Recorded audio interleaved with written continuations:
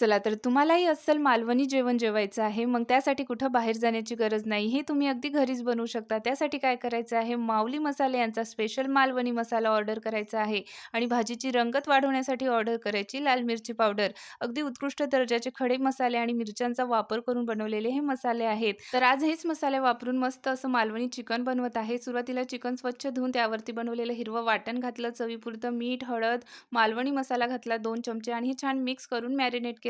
नंतर इकडे तव्यावरती काही खडे मसाले सोबतच बारीक कापलेला कांदा, खोबरं छान भाजून याचं वाटण करून घेतलं.